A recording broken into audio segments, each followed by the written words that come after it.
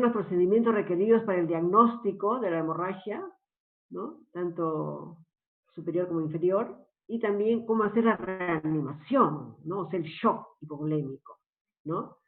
Y seguir en un algoritmo de diagnóstico y terapéutico lo más rápido posible, sobre todo en pacientes con hemorragia masiva, ¿no?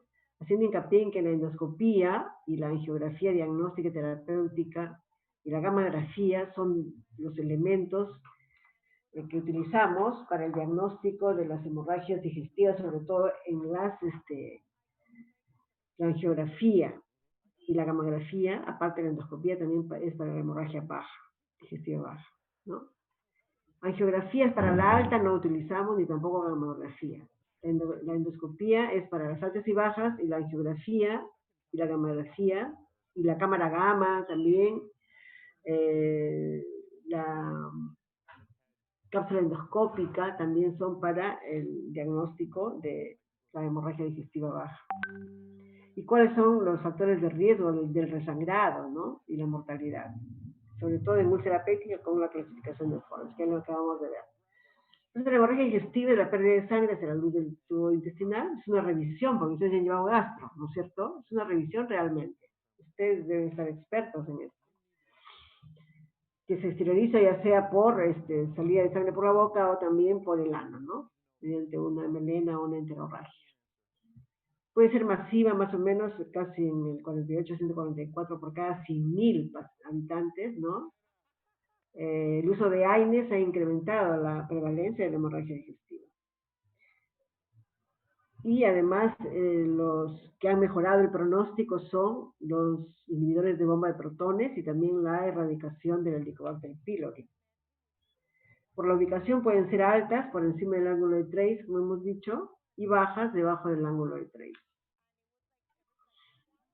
Y también pueden ser, por la visibilidad, pueden ser hemorragia visible o hemorragia oculta, ¿no? Hay pacientes que vienen con una anemia crónica, ¿no? Entonces tú le pides tu Tevenon en heces y sale positivo, es hemorragia oculta.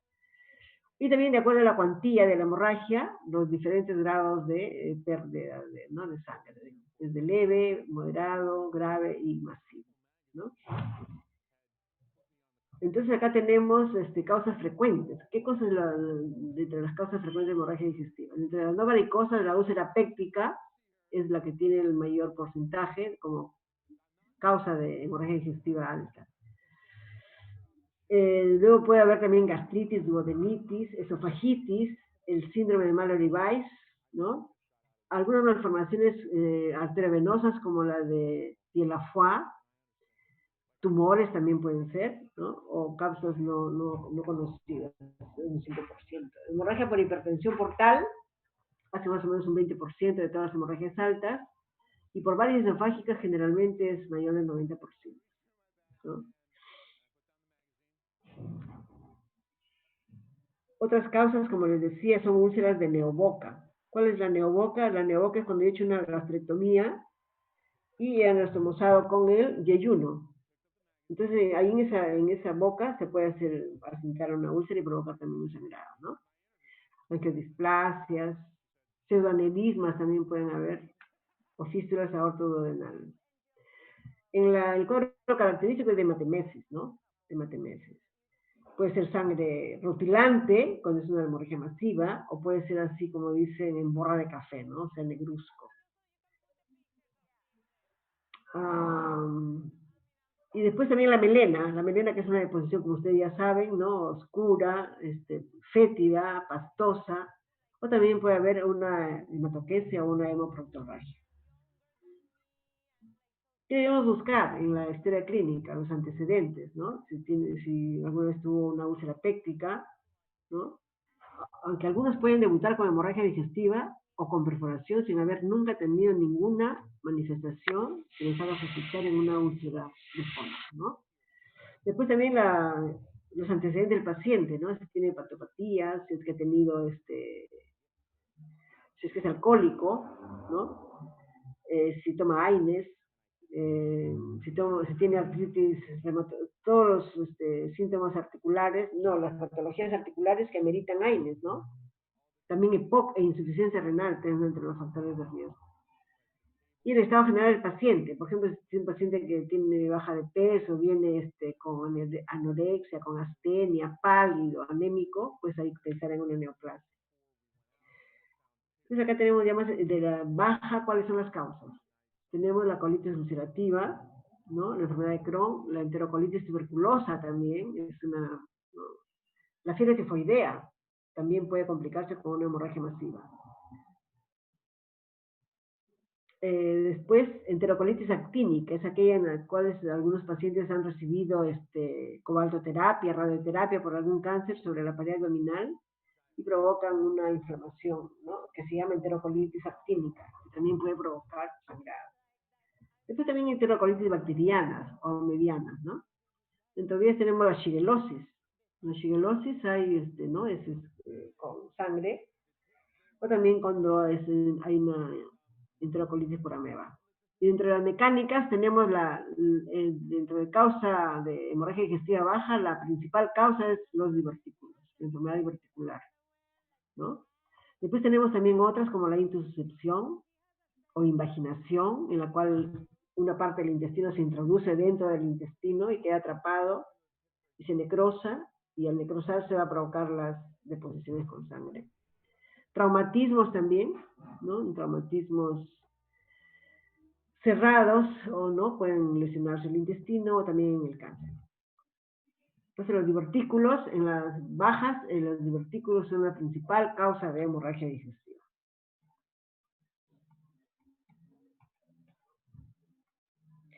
Dentro de las neoplásicas tenemos carcinomas, pólipos también, ¿no? Pueden ser metástasis de alguna otra zona, leiomiomas, lipomas, sarcomas. Y también anomalías congénitas. Dentro de ellas tenemos el divertículo de Meckel. ¿Y por qué sangrará el divertículo de Meckel, doctor Heiner? Doctor Heiner, ¿por qué habrá una hemorragia digestiva cuando hay divertículo de Meckel?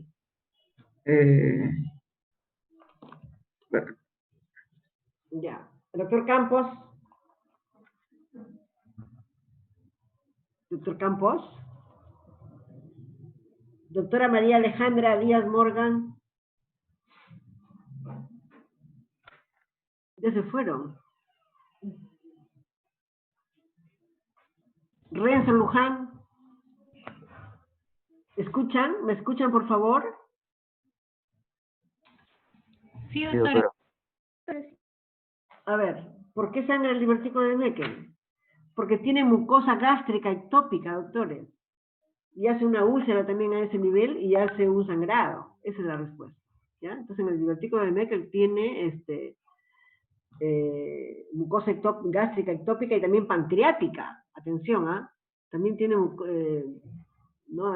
Tejido pancreático ectópico y puede ser pancreatitis también, miren, el divertículo de Meckel. Después tenemos causas vasculares, dentro de las hemorroides, ¿no? Angiodisplasias también. Pueden haber dielafua también en el colon, ¿eh? No solamente en el estómago. Esas alteraciones arteriovenosas. Trombosis mesentérica, ¿no? También que se presenta generalmente en pacientes que tienen enfermedades cardiovasculares, ¿no? Hemangiomas, aneurisma de aorta también, fístula aortoduodenal, una entidad que se llama telangiectasia hereditaria hemorrágica. Y sistémicas las discrasias sanguíneas, ¿no? Las discrasias sanguíneas. Enfermedades de colágeno también, y en uremia. En uremia también puede darse una hemorragia digestiva baja. Entonces vamos a ver a las altas, ¿no? Dentro de ellas ya acabamos de ver, ¿no? La úlcera péptica como causa de hemorragia digestiva, que es lo mismo, ¿no? Que es lo mismo, y lo vamos a pasar ya a esta parte, rápidamente, y vamos a enfatizarnos en los signos clínicos de una hemorragia digestiva baja. Hematoquesia, enterorragia, ¿no? Rectorragia, sangre fresca, generalmente rutilante, ¿no? Generalmente de parte del colon izquierdo viene el sangrado, o del recto o del ano. Dentro de estas, una de las más frecuentes son las hemorroides y también los pólipos, ¿no? Los pólipos, sobre todo en niños. En niños tienen pólipos en el recto que pueden sangrar. Y las hemorragias masivas son aquellas, dice, que van a ameritar una transfusión, que hay inestabilidad hemodinámica, ameritan transfusión sanguínea, ¿no? Y más o menos 2 unidades para mantener la volemia, recuperar las funciones vitales. Y su mortalidad más o menos es del 11-21%, ¿no?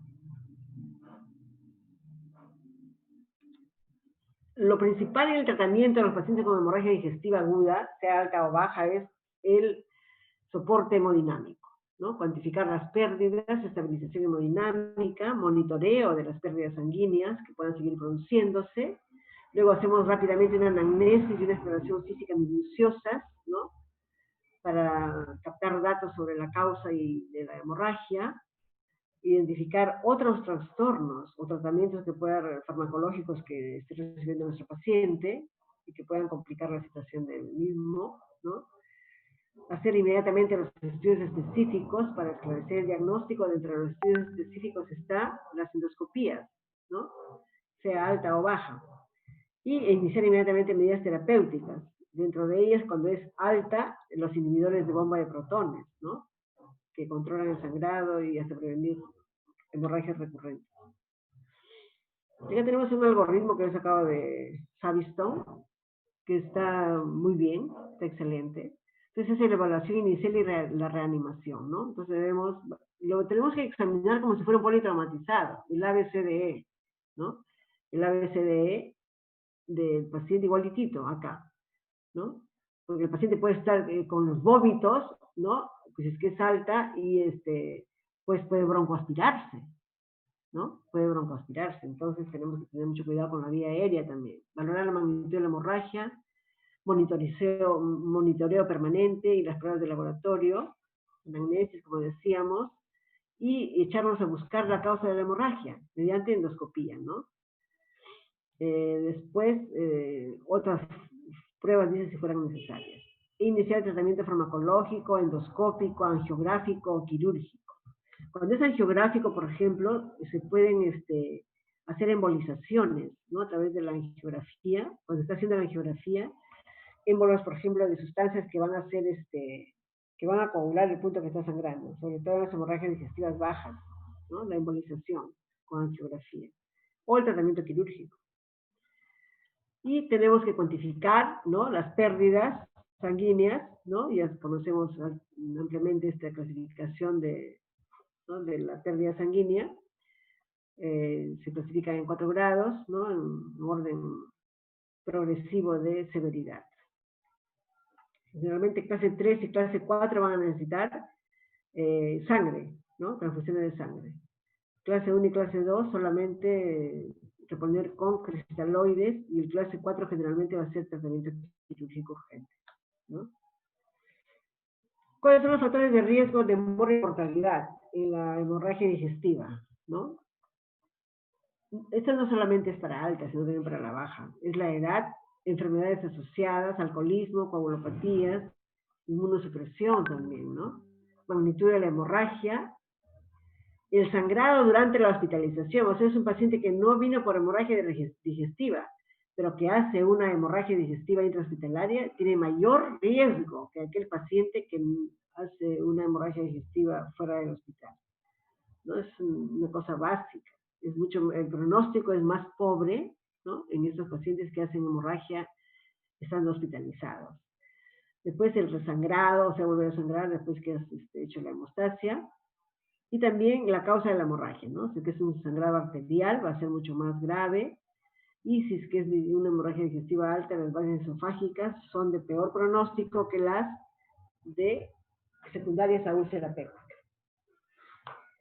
Y haber hecho un diagnóstico inadecuado también es otra cosa básica, ¿no? Entonces, el hematocrito inicial no es el real, ¿no?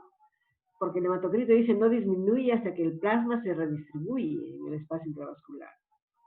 Entonces, al principio el hematocrito puede no haber variado mucho, puede estar normal incluso en un paciente que tiene shock, si es que ha venido inmediatamente después del sangrado, el primer sangrado, ¿no? Y igual que la hemoglobina. Después haces un control a las 6 horas y recibe eso, va a ser probablemente, va a ser una cifra ya más fidedigna del hematocrito. Como les decía, la hematemesis, por ejemplo, el paciente vomita 500 centímetros, ¿no? Sangre va a ser la mitad. La sangre perdida en una hematemesis, el volumen es la mitad, ¿no? Por ejemplo, si vomita 500, 250 centímetros es de sangre perdida en ese vómito. Después también la frecuencia cardíaca, que es fundamental, la presión, etcétera, reflejan una pérdida sanguínea de más de 1000, o sea, de sangre. Cuando hay una frecuencia cardíaca mayor de 120, la presión sistólica menor de 100, o hay una caída postural de la presión arterial de entre 10 y 15 milímetros. También la hemoglobina menor de 10, sobre todo en varones, y una urea sanguínea mayor de 80 pueden indicar una pérdida mayor de 1000 centímetros. Entonces, miren, son parámetros indirectos que nos hablan de la seguridad, ¿no? Y el volumen, reponer el volumen es lo fundamental, ¿no? Ahora, ¿cómo reponemos el volumen? Acá está, dice, hay que administrarles un bolo de 1 litro de solución de cristaloides. En algunos libros dicen de 1 a 2 litros, ¿no es cierto? En el Savitz me parece que dice de 1 a 2 litros. Pero yo basándome en el manejo del shock hipovolémico del ATLS, es lo que rige para reponer pérdidas de sangre. Inmediatamente, si no se soluciona con 1 litro de cristaloides, pasarle inmediatamente a paquete globular, más una unidad de plaquetas, más una unidad de plasma. Si yo sigo poniéndole solamente cristaloides, otro litro y otro litro y otro litro para levantarle la presión, le puedes levantar la presión, pero vas a agravar el sangrado. ¿Por qué? Porque al aumentarle la presión, los puntos donde han estado sangrando, los que han estado coagulándose, el punto no, si está haciendo el coágulo, de nuevo van a salir disparados esos coágulos que ya se habían formado, porque ha aumentado la presión, ¿no? Y dos, porque todos los elementos de la coagulación también están diluidos. Entonces, para que sea el coágulo, pues necesita que todos los factores estén concentrados, los factores de coagulación, no súper diluidos ahí cuando hago transfusiones masivas de cristaloides. Entonces hay que tener mucho cuidado en la reposición de líquidos, ¿no? Después también la sonda de Foley es fundamental, ¿no es cierto? Hemos dicho la sonda de Foley para medir la diuresis. En todo paciente con hipovolemia, la diuresis es el factor fundamental que me va a decir si es que mi riñón está filtrando la cantidad suficiente de lo que yo le estoy aportando, ¿no? Si es que el volumen que yo le estoy aportando es suficiente, voy a obtener esto, 0.5 mililitros por kilogramo de orina por hora, ¿ya? Además hay que tomar muestras de todo, ¿no? De hematocrito, plaquetas, todo el perfil de coagulación, perfil hepático, ¿no? Urea, creatinina, y otras que probablemente me podrían servir para si es que va a ser un paciente potencialmente quirúrgico, ¿no? Como por ejemplo la glucosa, ¿no? Fundamental. Oxígeno, todo paciente que está con hipovolemia, oxígeno suplementario es fundamental, ¿no? Para favorecer el transporte de oxígeno. Y también estos pacientes críticos, sobre todo grado 3 y grado 4 de sangrado, necesitan estar en una unidad de cuidados intensivos, donde van a estar monitorizados. Entonces, anamnesis, enfocándonos en el uso de sustancias que nos puedan conducir a una úlcera, ¿no? Por ejemplo, saliciclato, azaines, etc. ¿En qué momento ha comenzado? ¿Cómo ha sido? Etcétera. Tratar de cuantificar las pérdidas también, ¿no? Luego viene el examen físico. El examen físico dice para ver si es que hay hepatosplenomegalia, por ejemplo, si es que hay tumores, adenopatías, ¿no? Si hay estigmas de hepatopatía, si hay ascitis, si hay eritema palmar, ¿no? Si tenemos circulación colateral, por ejemplo, en la pared abdominal, que nos orientarían a una hemorragia varicosa, en este caso, ¿no? O si tiene unas lesiones pigmentadas, color achocolatadas, ¿no? Con el síndrome de Busch-Jaeger. Y también una cosa que no podemos olvidar en el examen físico es el tacto rectal, doctores, ¿no? Y la anoscopía, eventualmente, cuando el paciente sobre todo te manifiesta dolores anorrectales, ¿no? Sangrados esporádicos anteriores, ¿no? Para descartar lo que es patología de hemorroidal.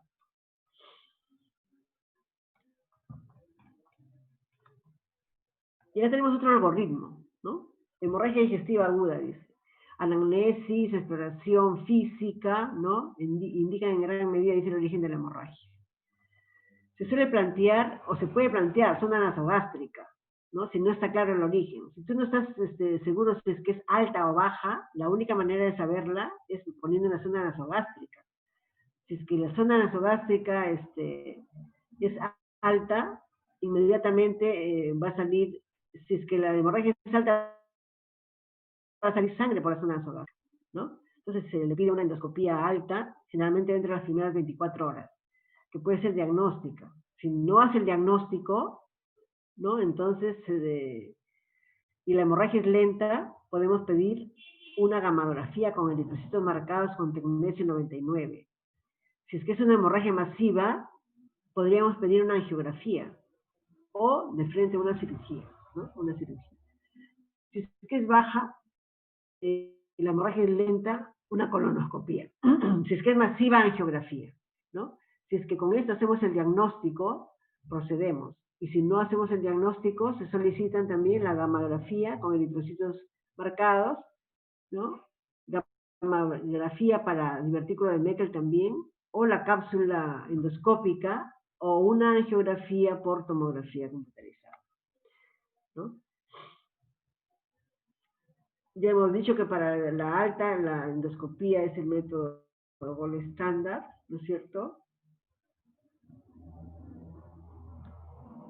Ya hemos visto esta parte. La endoscopía alta precisa la identificación de la lesión, qué cosa está provocando, ¿no? La endoscopía precoz dice con tratamiento orientado reduce el uso de recursos y las necesidades de transfusión, así como el tiempo de hospitalización.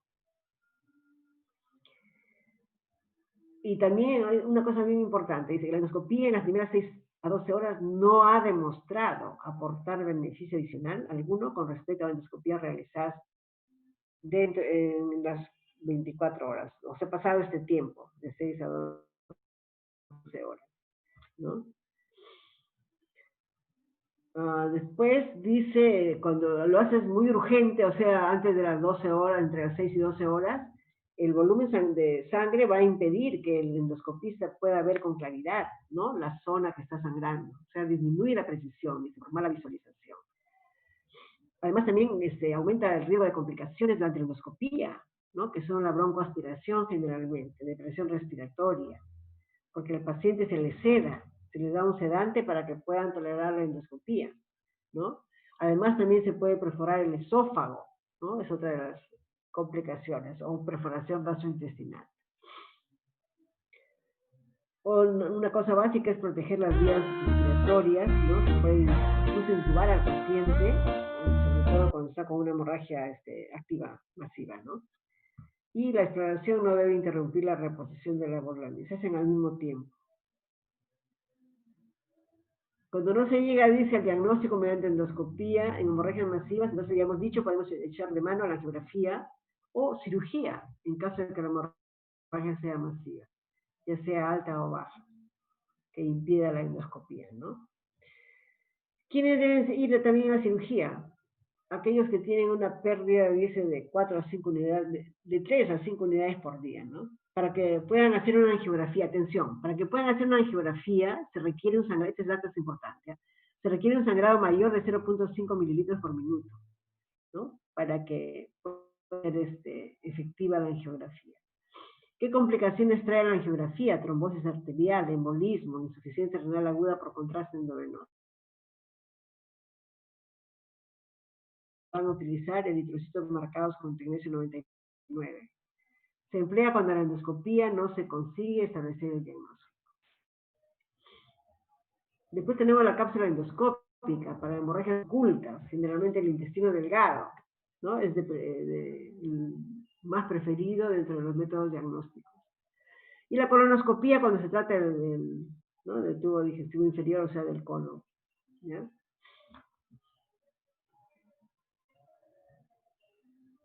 Para ver la estratificación del riesgo de una hemorragia digestiva alta, tenemos dos escalas, que son la de Rockall y la de Blatchford.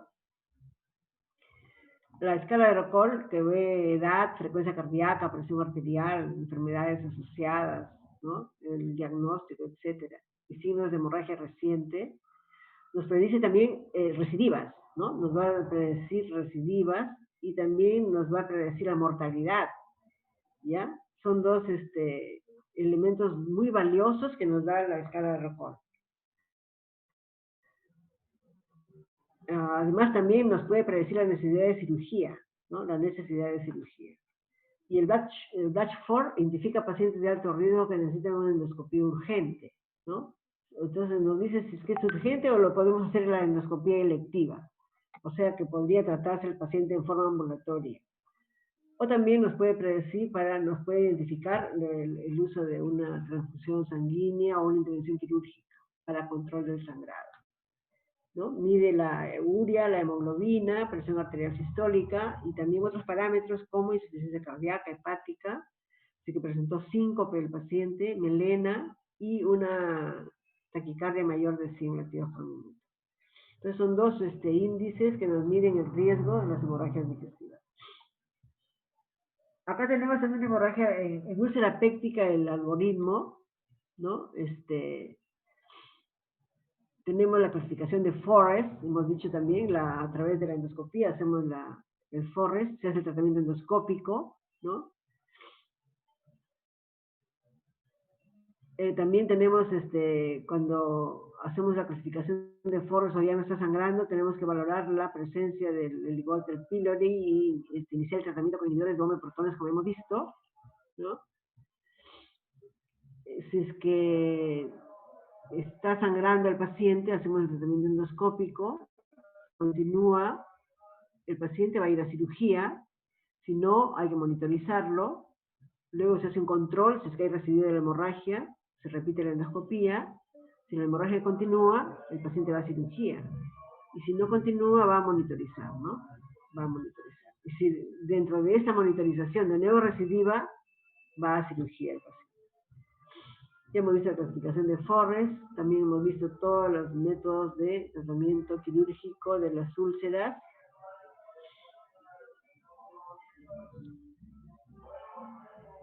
Ya los hemos visto, vamos a pasar ahora a la varicosa.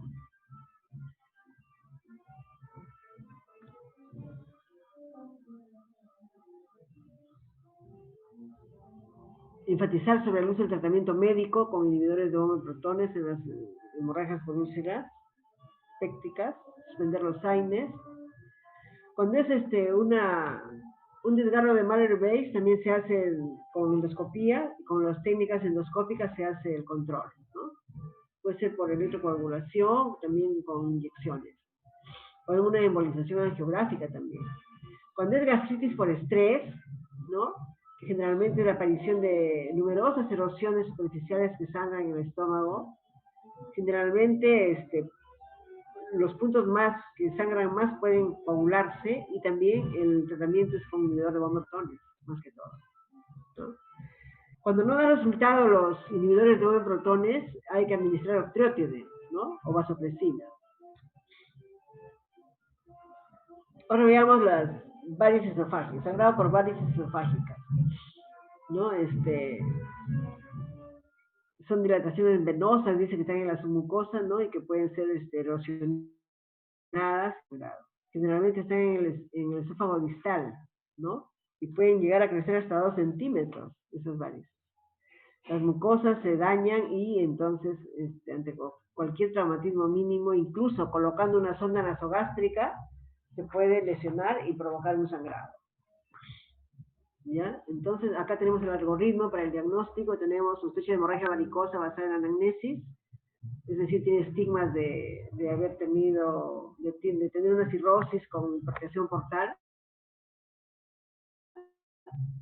Valorar primero las vías respiratorias, luego infundir vasopresina o octreotide, ¿no? Y si son, en una endoscopía confirmamos las varices, se hacen las ligaduras.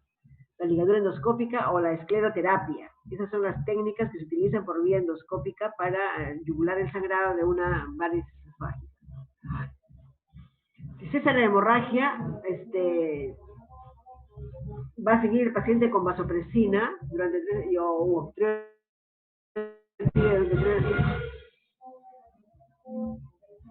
Ahí está pasando una... ¿Escuchan ustedes? Sí, doctora. Ay, Dios mío, no puedo creerlo. Ay, espere que pase. Ya, entonces, doctor tiene vasopresina y puede repetirse la ligadura, ¿no? Entre los 10 y 14 días después. Si no con la escleroterapia o con la ligadura no hay éxito, entonces inmediatamente viene el uso del tapón, ¿no? De la sonda de Sengstaken-Blakemore, ¿no? O también una cirugía, que ya vamos a ver en qué consiste, que son los tips. O alguna derivación también, ¿no? Algunas derivaciones.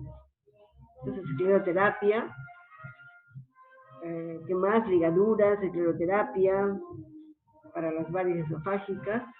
Y si no tenemos éxito del gastroenterólogo con la escleroterapia o la ligadura, se utilizan los balones, ¿no? El balón de Sengstaken-Blakemore, o si no también la sonda de Linton, ¿no? Un balón esofágico.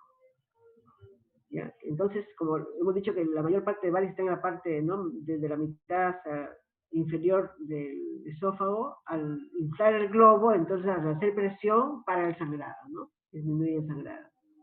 Y estos son los tips que son shunts portosistémicos, intrahepáticos, transyugulares, ¿no? Entonces acá tenemos este fragmento de acá es de Dacron, generalmente Flon, ¿no? Y hacen bypasses para disminuir la hipertensión portal. O también pueden haber shunts selectivos, ¿no? Por ejemplo, desconexión dice ácidos portal. Esto está a cargo de los cirujanos vasculares. Y dentro de la terapéutica farmacológica tenemos la vasopresina, la somatostatina, como ya hemos dicho, la metoclopramida, octriótide, también la domperidona y antagonistas o bloqueadores. Dentro de esto la vasopresina es uno de los primeros fármacos que se colocan, así como en la úlcera péptica se utilizan los inhibidores de bomba de protones, acá en la vasopresina. También otro derivado es la terlipesina, ¿no? Da mayor éxito en el manejo médico de las del sangrado por varices esofágicas. Es el único fármaco, dice, con el que ha demostrado esofágica, ¿ya? La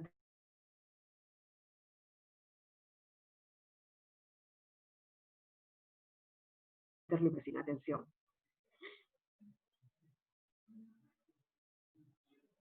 Ahora, el paciente que si no se le ha hecho ningún otro tratamiento puede recidir, dice hasta el 70%, unos 2 meses de un primer episodio hemorrágico, ¿no? Otros pueden recidivar casi durante la misma hospitalización por el sangrado de varices esofágicas, ¿no? También debe suplementarse con inhibidores de bomba de protones, ¿no? También el sucralfato también ha demostrado ser efectivo para este tipo de sangrados, ¿no? ¿Cuáles son los factores predictivos de mortalidad temprana en varices esofágicas? En primer lugar, la severidad del sangramiento, ¿no? La severidad de la disfunción hepática, infecciones, disfunción renal, sangrado activo, resangrado temprano, enfermedad cardiorrespiratoria y una presión portal igual o mayor de 12 milímetros de mercurio, ¿no? Entonces, indicaciones en el tratamiento quirúrgico de una hemorragia digestiva alta, ¿no? Cuando es un sangramiento masivo. Refieren que es masivo cuando hay una producción de 560 mililitros de sangre en 8 horas y no se resuelve. O después de transfundir 1500 a 2000 de sangre en un periodo de 2 a 24 horas y no se recupera la presión arterial y tampoco sube el hematocrito. O si la hemorragia va asociada a perforación, ¿no? Es lógico que tiene que ser el tratamiento quirúrgico. Otra relativa es si la cantidad de sangre del grupo del paciente no está disponible en el banco de sangre o está escasa. O también si a pesar que cede el episodio de sangrado, reaparece estando el paciente todavía recibiendo el tratamiento adecuado. Y todo paciente consta con shock hipovolémico, ¿no?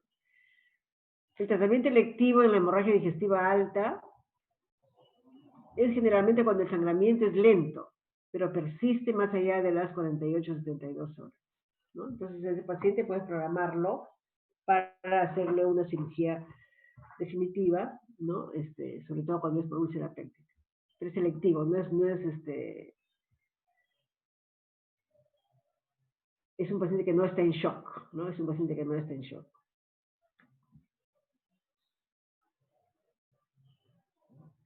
Luego vamos a ver ahora lo que es en relación a la... Entonces, en resumen, para la hemorragia digestiva varicosa, tenemos en primer lugar la endoscopía, que es terapéutica también, escleroterapia, ligadura, ¿no? Y si no es efectiva, pasamos a los balones, ¿no? La sonda de Sengstaken, Blakemore o la de Lintus creo. Sí, un balón que tiene un balón esofágico y gástrico, ¿no? Y que hacen compresión al inflarlos. Ese es el manejo, y en la cirugía, la hemorragia por úlcera péptica, ya le hemos visto las diferentes técnicas que tenemos. Ahora vamos a ver en la hemorragia digestiva baja, ¿no? Tiene una mortalidad aproximada, dice, de 11 a 21% y más o menos el 20% de toda la hemorragia gastrointestinal.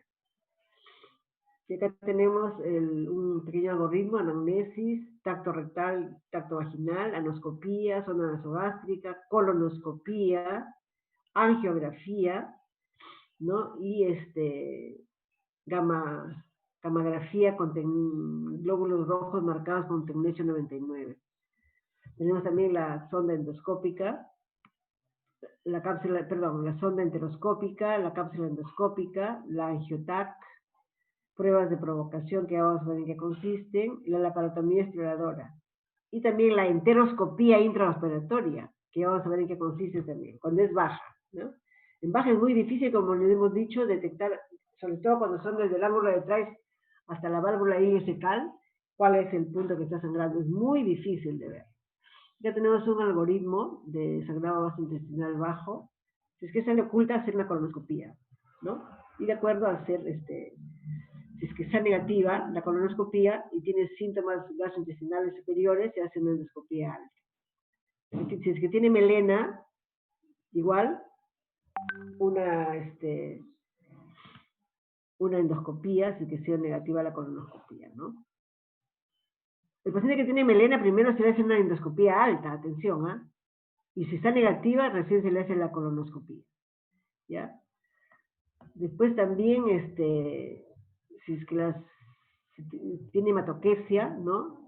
Ver la edad del paciente, etcétera, etcétera, los factores de riesgo, y hacerle una sigmoidoscopía. Si está negativa la sigmoidoscopía cuando hay hematoquesia intermitente, una colonoscopía, ¿no? Y si el paciente tiene severa hematoquesia, viene el siguiente algoritmo.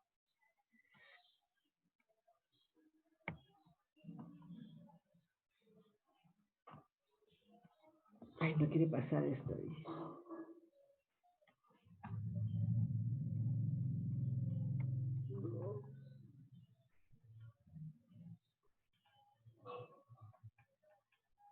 Acá está. Entonces, cuando hay una hematoquesia masiva, ¿no? Entonces lo primero siempre va a ser la reanimación, la resucitación con líquidos, electrolitos, sangre, hacer esos análisis, etcétera, ¿no? Y considerar una sonda nasogástrica, dice, ¿no? La sonda nasogástrica te va a permitir ver si es que la hemorragia es alta o baja. Si es que si es que sale sangre, entonces se trata de una alta, entonces haces una endoscopía alta. Si es que es positiva, sigues ya todo el algoritmo que es para hemorragia digestiva alta. Si es que la zona nasogástrica no sale negativa, ¿no? Entonces hacer una colonoscopía, ¿no? Y de acuerdo a si es que si está dentro de el marco colónico, se hace la terapia, ¿no? Endoscópica del sangrado. O si es un sangrado masivo, interconsulta inmediatamente al cirujano, ¿no? Se puede hacer una angiografía también con los glóbulos rojos marcados.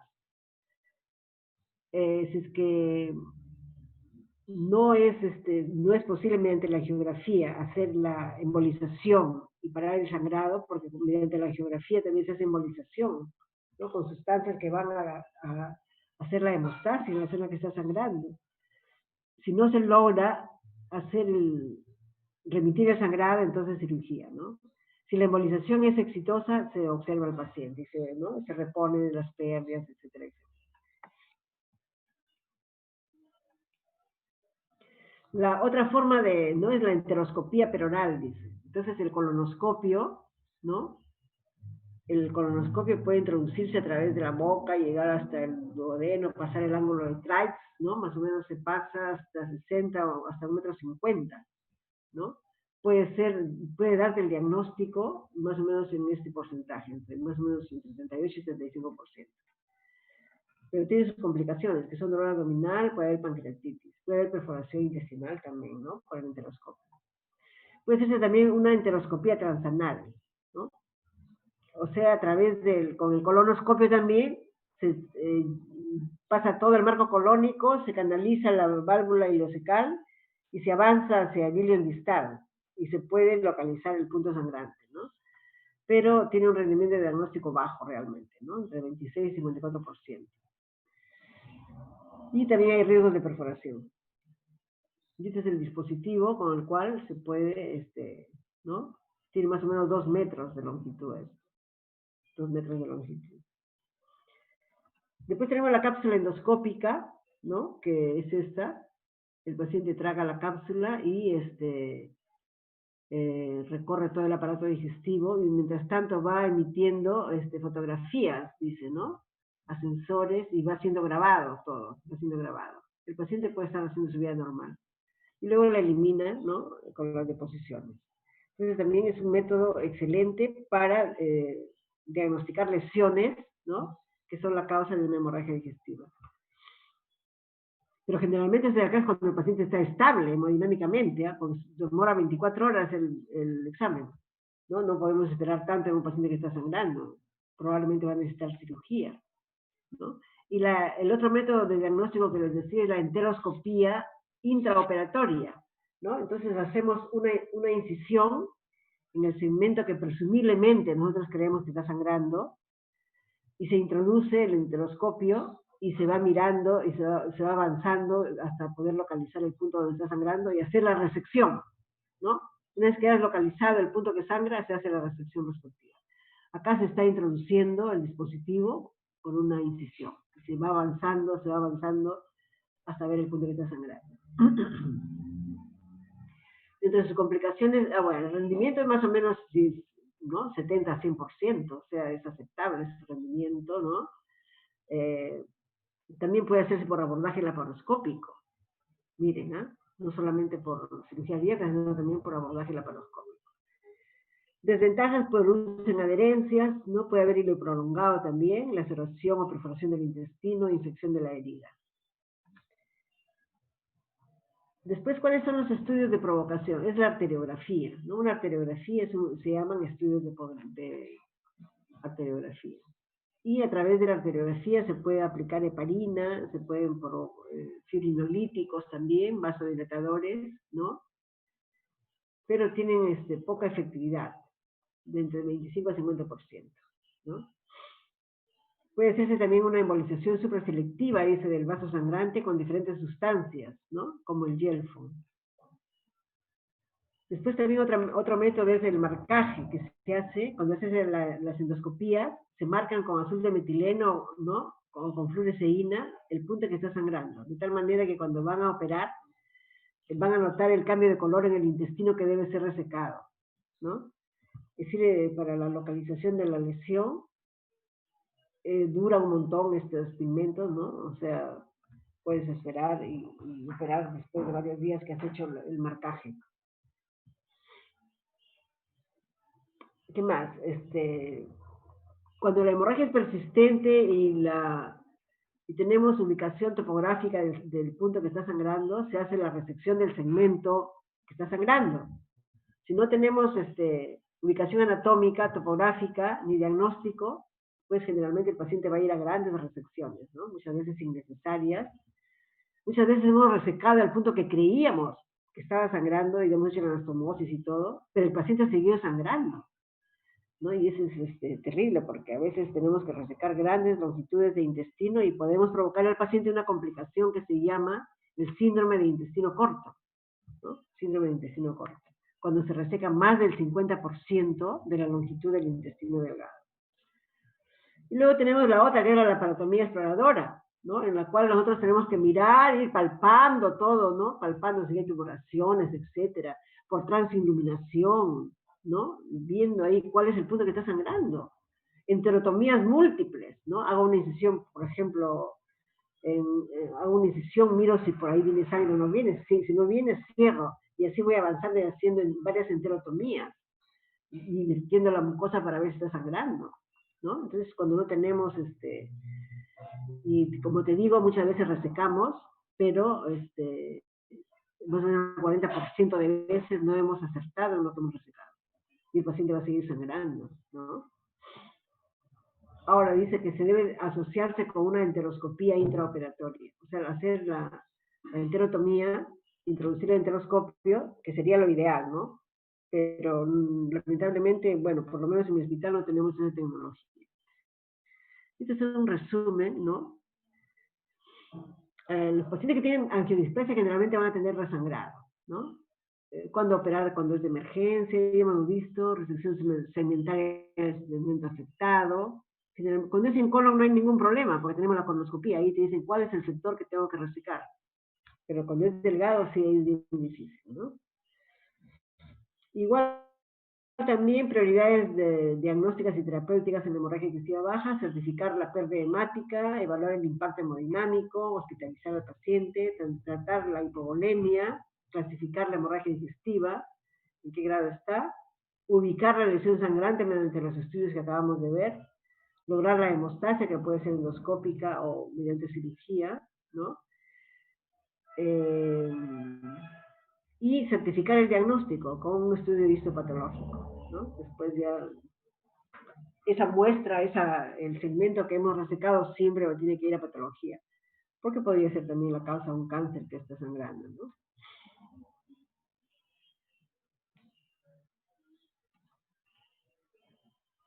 Después acá tenemos algunas pautas, dice cuando la hemorragia ya paró y tenemos ubicación topográfica del sangrado, completamos los estudios, no como en cualquier caso electivo. Si que la hemorragia ya paró, pero no tenemos ubicación topográfica, tenemos que tratar de localizar el punto ¿no? que ocasionó, si es que es un cáncer, etcétera, etcétera, ¿no? Determinar el origen y decidir el tratamiento. Para casos especiales, dice, podemos administrar de forma selectiva vasopresina, embolización selectiva, ya hemos visto, electrofulguración lesional, láser también, ¿no? Y en general, cuando hay una hemorragia digestiva baja, utilizar la vasopresina parenteral. Ahora, cuando tú tienes el diagnóstico topográfico, o sea, sabes qué zona está sangrando, ¿qué es lo que hacemos? ¿No? Si es que es en el colon derecho, hacemos una hemicolectomía derecha. Si es que es izquierdo, igual, ¿no? O podemos también hacer una colectomía derecha ampliada o segmentaria, ¿no? Si es que es en la parte distal, resecar el sector del yeyuno o del ilion que está comprometido, pero que ya lo hemos localizado, ¿no? O una combinación de las anteriores. Si es que es un pólipo la causa, pues es una polipectomía endoscópica. Y si es que es baja por hemorroides, la hemorroidectomía, ¿no? Ahora, cuando no tenemos diagnóstico topográfico, sobre todo en la hemorragia que está entre el trach y la válvula ileocecal, puede ser no, todavía con diagnóstico topográfico también. ¿Qué cosa podemos poner en diagnóstico topográfico? También podemos poner drogas vasoactivas, dice, ¿no? Y sin diagnóstico topográfico, restricción del sector presuntamente sangrante, ¿no? Generalmente son grandes resecciones y hemostasia del sector presuntamente sangrante, infundiendo drogas vasoactivas sobre todo, y también por vía endovenosa, ¿no? Infusión local de drogas vasoactivas o infusión endovenosa de drogas vasoactivas. ¿Cuáles son las complicaciones postoperatorias de una cirugía? Son el hilo prolongado, como en cualquier cirugía, pero más aún en cirugía intestinal, ¿no? Infección del sitio operatorio también es otra, ¿no? Y